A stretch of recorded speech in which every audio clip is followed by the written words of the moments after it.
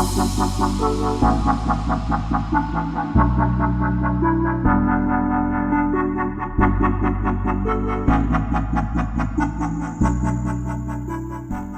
going on, guys? JB Lion back with another video, and today we are doing the game review for Wrexham versus Chelsea, and what a game it was, shall we say, ladies and gentlemen.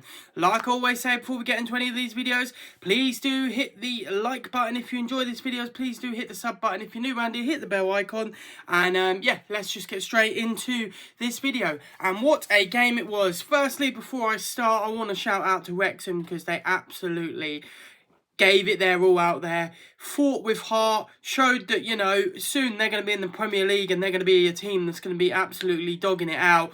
They absolutely smashed it yesterday, so fair play to Wrexham, fair play to the fans. They gave it absolutely everything. But yes, let's get into this video. So, where do I even start in this video?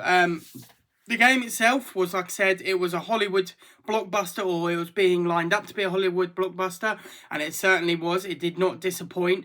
And yeah, like I say, the game was going well. We did 9 changes, I think it was, which, you know, is quite a hefty rotation.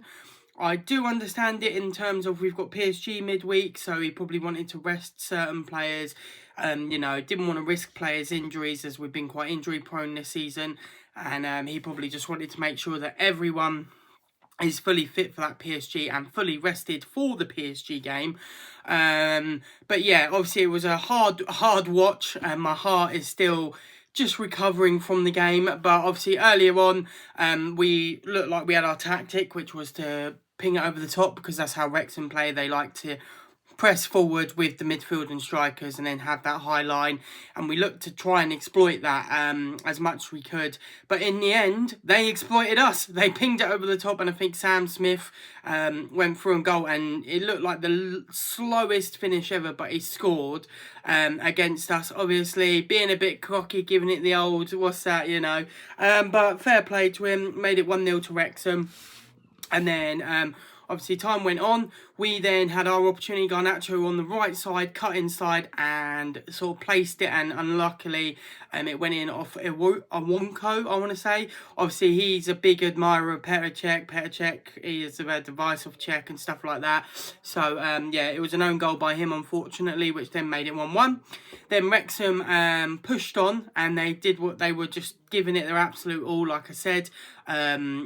I can't remember, one of the players smashed it from outside the box, but Doyle got the touch and deflected it in, which made it 2-1 Wrexham.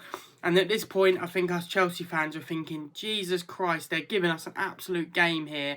You know, we're really in the mud a bit.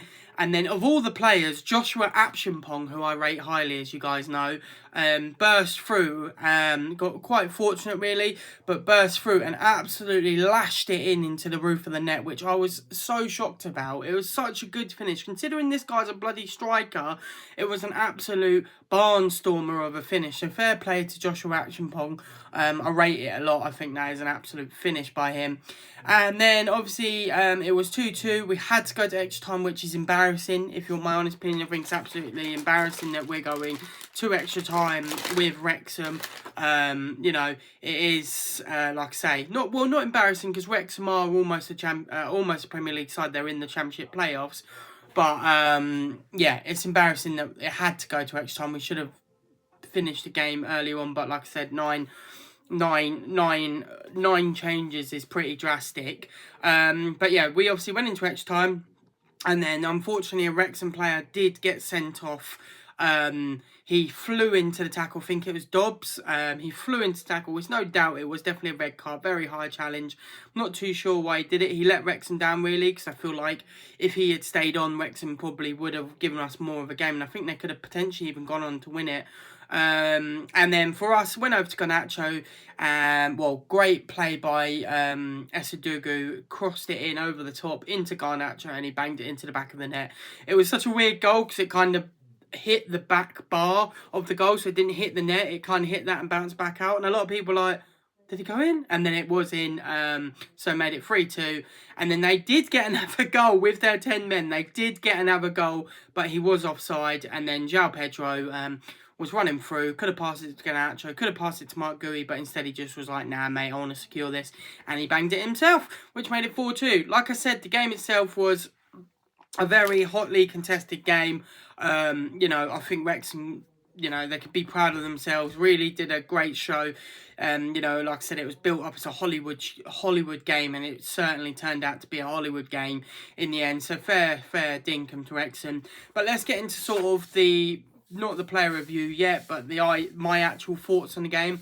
I thought the game, you know, the fact that Badiashile and Tosun were our two centre-backs was the biggest worry. We went with a 3-man at the back, 9 changes. I think Liam Rossini shouldn't have done that many changes. I think, you know, he did it. I will hold my hand up and I'll say I think Liam Rossini has truly underestimated Wrexham. He did 9 changes. A back line of Badiashile and Tosun never fills you with any confidence. And for the Sam Smith goal, it was like Tosun was running through mud.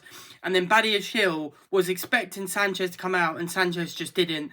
And that's why Sam Smith scored. You know, that back line of Badiashile, Tosun and Sanchez doesn't fill anyone with any confidence at all. And it was proven yesterday, you know. Don't get me wrong, we got Tosun for free. He's great experience in the Premier League, but I think his time's done. You know, I think, like I said, he was pointed out so many times yesterday, and Badiashile, they was just as bad as each other, I reckon. And Sanchez, God, he had a bit of a howler of a game as well. He just wasn't confident, pushing balls away, not being demanding of his box. On the corners, he was just all over the place. And I don't know what it is with him, but when a corner comes in, he does this thing where he's like panicking, running across his line. Just be confident, assert yourself. You're a goalkeeper, fly out and catch the ball. And if you catch the ball, then get taken out. So what? It's a free kick, innit? Like, you know, blinking hell. But, yeah, it was absolute headache. I feel like the tactics weren't there. 9 changes was just way too much. Obviously, the positives, you can say Palmer, Enzo, Caicedo, who else? Oh, obviously, Palmer, Enzo, Caicedo, all of our main players, other than João Pedro, got a rest. Fofana, Chalobah, James, all our main players got a rest for the PSG game, which is absolutely great. Great management by Liam Rossini there. But yeah, it was a bit bad tactically, and also fair play. We got to see Romeo Lavia for a full game basically, which was really good to see considering he's come back from an injury and he has got the quality, and you can tell he's got it. It's just he needs to build that confidence, and I can see him in that midfield with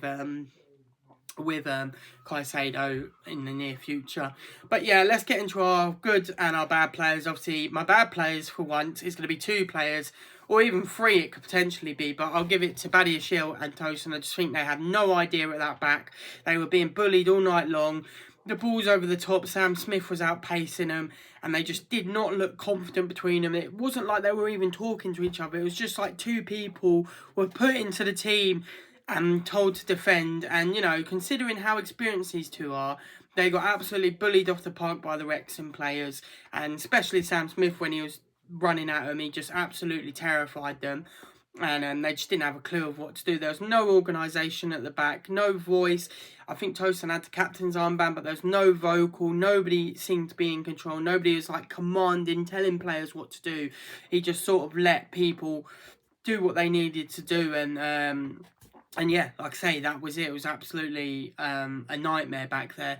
But my good player, obviously, like I say, shout out to Lavia. He had a good game. But the player that I felt like played the best for us last night was Hato. I think, you know, lately he's come on leaps and bounds. He's been having to play in a position that he's not used to. You know, he's only turning 20, and people got to remember he's got like over 100 games for Ajax, and he's just a quality player, and I think he's really starting to come into his own, and I can see him in our team in the future. I really can. I think he is going to be Chelsea's future. Like I said, he's only 20 years old, but he's got a bit about him, and I think you can see that with the way he plays. So fair play to Hato. I think he had an absolute stormer of a game. But yes, guys, I hope you guys enjoyed this video. I've been JB Lion. Like I said, let me know what you guys thought of the Wrexham game below. Like I said, I thought it was an amazing game for a neutral to watch. Dobbs did ruin it for Wrexham because getting sent off made it 10 men, which made it a little bit easier for us, but not by much because they almost equalised.